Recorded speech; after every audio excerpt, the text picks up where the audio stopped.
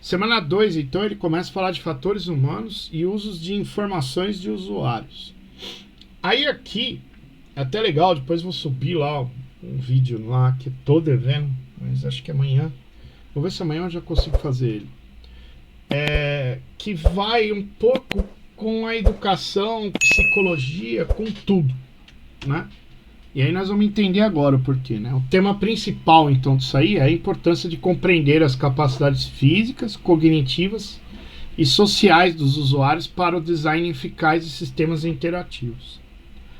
Então, ele começa definindo a natureza humana. Pessoas são seres sociais com capacidades físicas, idade, gênero, tamanho, alcance e ângulos visuais, e cognitivas que influenciam o design da interface. Onde que ela quer chegar aqui, na verdade? Que você está fazendo interface, ela fala computador, mas hoje você tem celular, você tem videogame, tem computador embarcado, né? Tem um monte de tecnologia. E esse negócio ele tem que interagir com a pessoa. E aí, esse negócio vai ter vários campos relacionados. Então, essa interface humano-computador ela vai se beneficiar de várias áreas, como fatores humanos, psicologia, sociologia, ergonomia, antropologia e estados culturais. Por que ergonomia? O teclado teve uma época aí que eles faziam, até sumiu esse teclado, agora eles estão fazendo um apoio, né? Mas eles desenvolveram um teclado para não dar tendinite, para não dar problemas, né, na pessoa, de coluna também, né? Agora tá vindo essas cadeiras gamer, eles vão melhorando, né, a tecnologia e o jeito que você usa, né, para não prejudicar, né, a pessoa, o usuário no caso, né? Porque seu objetivo é vender o computador, você vai fazer um negócio que vai prejudicar a pessoa, se começar a prejudicar mais do que beneficiar, as pessoas não compram mais e acabam abandonando aquela tecnologia. Então o foco é no usuário, né? O design de sistemas interativos deve centrar-se no usuário, considerando os aspectos fisiológicos, sensoriais, perceptuais e comportamentais. Aqui vai ter um parênteses também, depois eu vou fazer, porque toda vez eu falo desse, acho que é Dilema das Redes, na Netflix tem um, eu não sei se ainda tá lá, mas ele fala exatamente sobre redes sociais e como isso afeta as emoções das pessoas, né? E eu nem imaginava isso, pra mim nunca afetou, mas hoje, quem nasceu já em cima dessa tecnologia, acho que muda, né, a vida da pessoa ali. E aí eu falo alguns comentários já. Aí os modelos do processador de informação humana, que ele começa a definir, esse MPIH, né, modelos do processador de informação humana, são modelos cognitivos que se aproximam de processos mentais humanos para entender e analisar o uso de interface em relação ao processamento perceptual, cognitivo e motor. Perceptual, sua percepção, seu olfato, sua visão, sua audição, paladar, tem mais um, olfato, visão, sua percepção. Cognitivo, que você entende, né, sua mente, e o motor, seu movimento, né. Também vou falar algumas coisas que eu aprendi na educação e psicologia. Aí, exemplos que incluem o modelo de Card, Moran e Newell, de 1993, o modelo GONS, que ela vai falar aí, já vamos definir, e os sete estágios da teoria de ação de Norman, e modelo KLM. Eu alterei, mas não entrou aí, que é o, acho que é Pressed, tem um negócio em inglês aí. Eu alterei, mas não entrou, depois entrou no próximo. Keystroke Level Model, entrou num slide novo aí. No fim alterei e caiu pro novo slide. Bom, agora me bateu uma dúvida aqui. Keystroke, eu não lembro. Tradução. Keystroke é pressionamento de tecla. Não sei se tem a ver, depois tem que estudar mais, mas tipo, modelo de pressionamento de tecla, né? Não sei se tem a ver com o teclado, depois tem que dar uma olhada. Subsistemas, então, do MPIHI, que é o modelo CARD, ele entra criando um subsistema, que primeiro é o perceptual, que transporta a sensação do mundo físico para a representação interna. A visão é um exemplo complexo com subsistemas integrados. O usuário deve perceber a informação apresentada na interface através dos sinais que a constituem. A percepção da informação deve ser influenciada por fatores como quantidade de informação reduzida ou excessiva, organização visual, agrupamento, percepção de espaço e profundidade, anomalias de percepção, ilusões ópticas, né? E aí ela diz, o processo de percepção consiste em colocar-se na imagem visual uma organização. Bom, então aqui, pessoal, só para mostrar para vocês um mau exemplo, né? Como a informação fica toda aqui junta, né? De um site aqui, né? Ela deixou isso aqui como exemplo nos slides, e ao passo que também deixou do site da Apple, né? Como as informações são mais claras, né? Com cores diferenciadas, e fica mais espaçado, né? Tudo mais bonito, né? O site, né? Então, só para fazer um comparativo, né, entre um e o outro, do que chama mais atenção, né? Do que um slide que eu monto aqui. Então, eu coloco figuras, ó. Perceptual, eu coloco a figura do carinha vendo as coisas lá fora indo para a mente. Eu coloquei aqui embaixo, ó, influenciada como fatores quantidade de informação. Coloquei um monte de bolinha na mão para você lembrar de quantidade. Coloco aqui, ó, o quantidade de informação, se é reduzida ou excessiva, organização visual, agrupamento, coloquei um quebra-cabeça para a gente lembrar o que é, né? Então, algumas coisas, né, que são montadas. Por que eu monto os slides dessa forma? Porque eu vou conseguir lembrar melhor da informação. E aí, como eu estou falando com vocês, a gente está envolvendo vários sentidos. Estou envolvendo áudio, estou envolvendo fala, estou envolvendo conversar com outras pessoas, o que faz eu lembrar da matéria na hora da prova.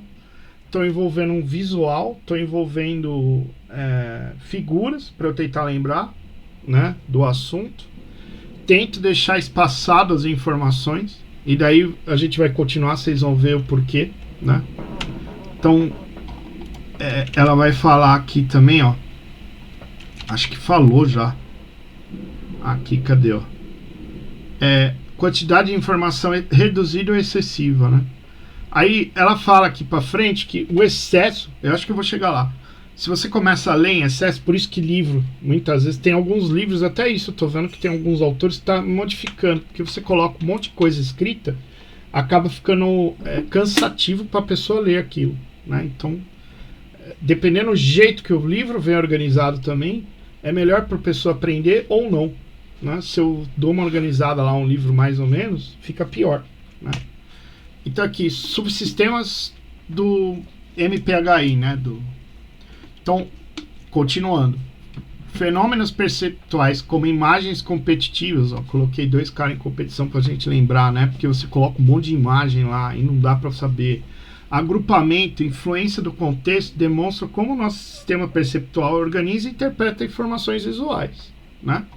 O movimento dos olhos é crucial para a percepção contínua. A falta de movimento leva ao desaparecimento de imagens, se você ficar parado. Efeitos posteriores demonstram como a visão prolongada pode influenciar a percepção futura. Então, é o que eu acabei de falar. Se você ficar lá lendo um texto enorme aqui, né? Principalmente tem gente que não gosta de ler em telas. E eu acho que a gente já tem que se acostumar a isso, né? Porque a gente tem aí um acordo, né? Não sei agora como vai ficar também, de acordo com os políticos desse mundo, né? Não só do país como do mundo todo. Mas a tendência é reduzir o número de papel. Eu não posso ficar jogando esse monte de livro aí todo ano. Ah, mas é reciclado. Ah, mas é não sei o que. Mas diz que a produção daquilo é poluente, né? Eu teria que achar uma alternativa que não fosse agressiva ao meio ambiente. E só tem um jeito. A tecnologia. Já tem tablet que você escreve. né? Eu dei aula com isso aqui para vocês, um tablet que escreve. Então, não sei, né? Eu acho que a gente tem que se acostumar a ler em tela. Mais para frente aí, não sei nem se vai ter, né? Ainda. A maior parte dos livros a gente vê em PDF. E outra, as informações ficam mais fáceis de você guardar, de você andar para lá e para cá. É melhor do que você ter um monte de livro, né? Para você ficar carregando, enfim, né? Então, eu, particularmente, como sou do TI, eu prefiro usar tudo em PDF. Para mim seria melhor nem usar em papel. Bom, subsistema cognitivo. Então aqui a gente falou do MPH, modelo CARD, perceptual, e agora eu vou pro cognitivo. Cognitivo, ele vai falar da memória sensorial, que ela tem um breve armazenamento de informações sensoriais. Icônica, ecóica e áptica. Então, ó, vamos lá. Informação sensorial icônica, pra gente lembrar que esse eu não coloquei a figurinha. É de curta duração, que armazena por um curto período de tempo, né? Ecóica. Sensorial ecóica. Ela é auditiva, de reter sons, e áptica. Áptica é interação de objetos sentido do tato. Aí eu vou fazer um parênteses aqui. Eu até esqueci, depois eu coloco figurinha aqui. Eu coloquei todas aqui, ó, dos sentidos, né, ó. Paladar, o toque, audição, visão e olfato. São 5 sentidos. E engraçado que eu vou falar um negócio pra vocês. Eu tenho um aluno que é deficiente visual. Aí ele... O fato dele não enxergar, a audição dele é mais poderosa. E eu não sei porque ele tem uma habilidade maior, assim, para resolver problemas, para entender as coisas. Eu não sei. Acho que você tira um sentido e melhora outro. Ele perdeu um dos sentidos, mas ele melhorou outros, né? Já me falaram isso lá, até que para se acostumar que a pessoa, quando perde o sentido, acaba melhorando em outros nas outras áreas, né? Então, o que acontece aqui nessa sensorial, né? Falando um pouco de memória. Dizem os estudos que se você você tem que ter, na verdade, para melhorar o seu aprendizado, é usar 3 sentidos. O visual, né? 3 desses sentidos, pelo menos. Se você conseguir usar 3 ao mesmo tempo, você melhora a sua capacidade de reter informação. Então, se você escreve, se você fala e se você vê, ou se você escuta, vê e escreve, que é esse tátil aqui, ó, apática. Apática é o tátil, que é de tocar. Icônica, eu falei já, né? A ecóica, de ouvir. E a icônica é a que tem curta duração, né? Armazena por um curto período de tempo, né? Reter imagens visuais, né? Com um grande detalhe. Deve ser visual, né? Icônica, porque é curto período de tempo. Então, se você conseguir 3 desses caras juntos, a possibilidade de você reter informação é maior. Não.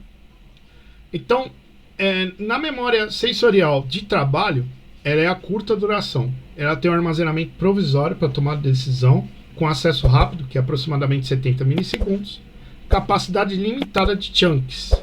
A entrada sensorial, visual, auditiva e tática é colocada num buffer, como se fosse um buffer que a gente tem, depois armazenada na memória de trabalho para ser usada imediatamente, né? Memória de trabalho, curta duração, tem chunks, né? Deixa eu ver o que é esse chunk aqui pra gente... Chunk é uma unidade de informação que pode ser um número ou letra, bem como o nome, ou uma frase inteira, ditado popular, etc, né? Por isso ela é chamada de unidade. Veja um exemplo. A palavra USP pode ser 3 unidades de informação ou 3 chunks. USP de pato. Mas se você juntar as letras, teremos USP, que remete à informação conhecida, Universidade de São Paulo, né? Então, inicialmente acreditava-se que a MCD, né, que era que é MCD, memória de curta duração, fosse capaz de processar entre 5 a 9 chunks por vez. E por essa razão, os números de telefone tinham 7 dígitos. Agora, conclui-se que o ser humano é capaz de armazenar em média entre 3 ou 4 chunks, né? Essas informações. Bom, essa parte aqui até que é legal. Depois eu vou resumir melhor e eu coloco também nos slides pra gente ter, né? Que ela fez um resumo também, não queria pôr um negócio enorme aqui. E aí a gente tem a memória permanente de longa duração, que vai armazenar um conhecimento semântico e procedural, né? Que é o que você faz, com capacidade limitada. Ela colocou ponto de interrogação aqui. Será que é mesmo? Até hoje os caras não sabem disso. Pelo que eu vi, né? Não sei se já tem algum estudo. Pelo que eu li até então, e o acesso é mais lento, né, dessa memória. A emoção e a prática podem influenciar a transferência para a memória de longa duração. Esse negócio de capacidade limitada, acesso mais lento, eles não sabem, né, até quando você pode aprender, quanto de informação você pode guardar. O fato é que como que funciona? A gente normalmente trabalha com uma memória de trabalho, né, de curta duração, e aí conforme você repete várias vezes aquilo, né, com treino, eu coloquei até a galerinha aqui estudando, o cérebro aqui fazendo ginástica, né, você vai praticando e aquilo se torna natural. E aí eu li em alguns livros isso, eu não tinha ideia disso, né. Você tem uma mente consciente e inconsciente, então você torna aquilo inconsciente. Quando você torna inconsciente, você tem aquela memória guardada lá, né? E aí fica difícil. É como se fosse dirigir um carro, né? Até você aprender é muito difícil. Você tem que praticar lá, soltar a embreagem do acelerador. E ali envolve várias coisas, né? Você tem que lembrar, tem que fazer o movimento com os pés, né? O movimento com a mão no câmbio, o movimento de ligar a seta com a mão. Você mexe braço, mexe perna. E o carro você tem que usar um monte de percepção, né? Auditiva, tem que ter a visual, tem que ter essa parte motora. E aí você tem que fazer muita prática para que você consiga largar aquilo na memória permanente. E quando você transfere da sua mente consciente para o inconsciente, aquilo vira automático. E quando vira automático, você faz praticamente de maneira sem pensar, né? Você não fica mais pensando se eu tenho que tirar o pé da embreagem, acelerar, quanto que eu tenho que tirar. Você acaba fazendo isso de maneira automática, assim como digitar também. A pessoa vai treinando digitação e acaba aprendendo, né? Digita e fala com outra pessoa, a pessoa dirige, fala e vai conversando com outra pessoa. Então, a mente inconsciente, ele já vem que ela é muito mais poderosa do que a consciente, né? Então, o nosso lado inconsciente, que é o que não... o consciente é a razão, né? É o que você, como se fosse o filtro, que você vai falar, isso eu aceito ou não aceito, vai fazer um julgamento, né? E quando atravessa o seu consciente, atinge o seu inconsciente. Quando atinge o inconsciente, né, que você conseguiu jogar essa informação lá para dentro, aí vira uma maneira automática. Você já não faz mais pensando, né? Por isso ele é mais poderoso, né? Emoção é muito importante aqui que ela colocou também, porque quando tem algum episódio emotivo, é difícil você esquecer também. Isso aqui vai para a memória de longa duração, né? Se você conseguir atingir uma certa emoção ali enquanto tá estudando, ou quanto você tem técnica de estudo que fala disso, né? Você colocar uma emoção lá naquilo, né? E muitas vezes na nossa vida, se você passar por uma experiência boa ou ruim, você vai acabar tendo essa memória de longa duração, vai ficar guardado lá, né? O cérebro acaba registrando, porque tinha uma emoção envolvida. Os processos cognitivos, então, né? Também é decisão, raciocínio, solução de problemas, que são influenciados por condicionantes como qualidade de informação, conhecimento acumulado e vieses, né? Então, isso são processos cognitivos que ele coloca. Aí ele passa para o subsistema motor, que aciona a interface de input, que é o touchscreen, o mouse, o teclado, a fala, os gestos, né? O Kinect mesmo lá do Xbox era por gestos. Você forma o seu avatar lá na tela e você vai mexendo, né, nele. Lei de Fitts, que ele falou também, que é o tempo para mover uma área alvo, né, depende da distância e do tamanho do alvo. Importante para dimensionamento e posicionamento de elementos na interface, né? Então, é quanto tempo que você leva para enxergar aquela informação ali dentro do site, do que você fez, né? A emoção em HC também, né? As emoções e sentimentos são cada vez mais considerados na interação, questionando a divisão mente e corpo. A emoção é vista como um mecanismo de comunicação e ajuda na retenção de informações e adaptação do comportamento do sistema. Aí entra o que eu falei do filme lá, que eu assisti lá, o do Netflix, né? Que é aquele Dilema das Redes, e eles estão falando exatamente disso. Que acaba-se que a geração agora, eles acabam colocando uma foto lá, não sei, né? Fui ao shopping, põe aquela foto, e aí às vezes a pessoa fica feliz porque teve 100 mil curtidas, ou sei lá, 100 curtidas. E se ele não teve curtida e teve algum cara ainda falando mal lá, alguma pessoa, a pessoa acaba se tornando depressiva por causa daquilo. Então, eles falaram um pouco disso também, né? Dessas interfaces. Eu não vi ela falando disso. Mas tem algumas redes sociais, celular. O celular é certeza, isso eu percebi na sala de aula. Deixa as crianças e as pessoas cada vez mais com ansiedade maior. E como o acesso da informação está rápido, a pessoa quer tudo para ontem. As crianças hoje são tudo desse jeito. Eles querem os negócios rápidos, eles não conseguem esperar, não tem paciência. E isso é um problema nesse negócio tecnológico, eu acho ainda. Que a educação está tentando. Aí proibiram o celular.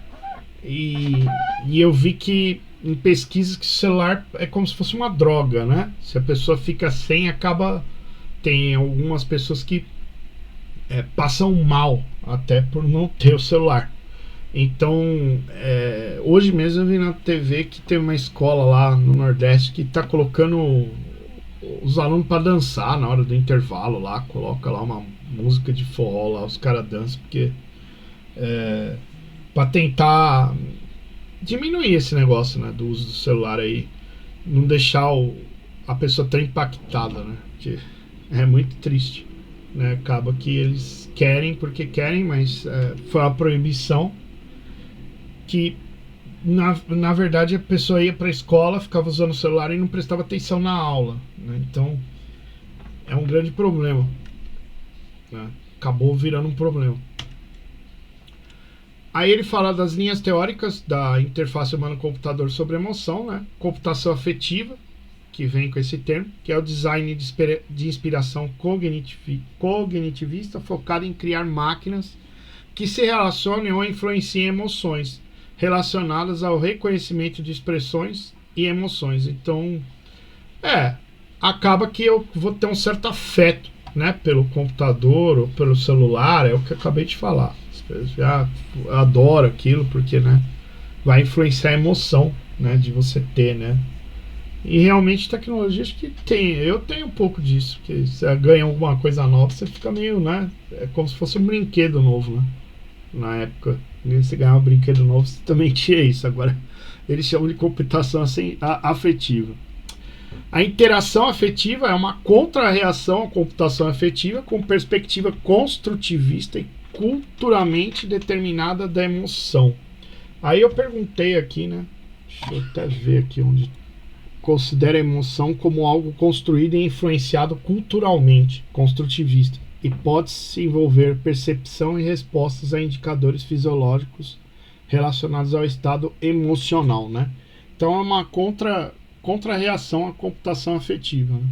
Essa interação, né? Você ter uma interação é você mexer afetivamente, né?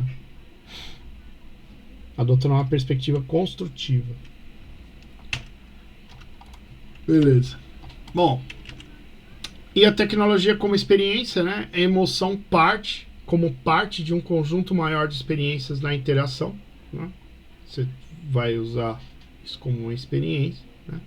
E as aplicações da computação afetiva, por exemplo, é treinar crianças autistas para reconhecer emoções, aplicações comerciais com sensores para reconhecer estados emocionais, que é a pulseira que reconhece a resposta galvânica da pele, né? Uma coisa nova aí.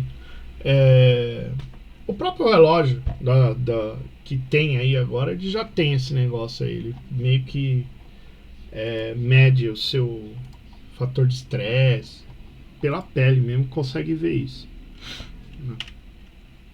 E o modelo GONS, que é Goals, Operations, Methods e Selection Rules, é a abstração para caracterizar os processos cognitivos subjacentes a uma tarefa, define metas, operadores, métodos, né? Métodos, operadores e métodos, né? E seleção de regras, né? Ou de operações que você vai fazer, né? Para atingir objetivos e regras de seleção entre métodos. É justamente esse modelo GONS, né? E a teoria de ação de Norman, que é outro cara também, outro estudioso, vai falar dos 7 estágios que descreve o ciclo da interação.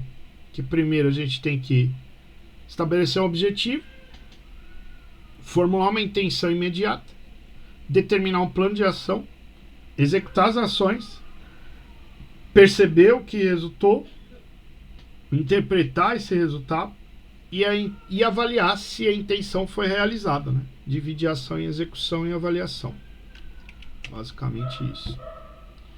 Bom, aí ela termina essa parte de interações, né, entre humano e computador e vai falar de informações de usuários, né?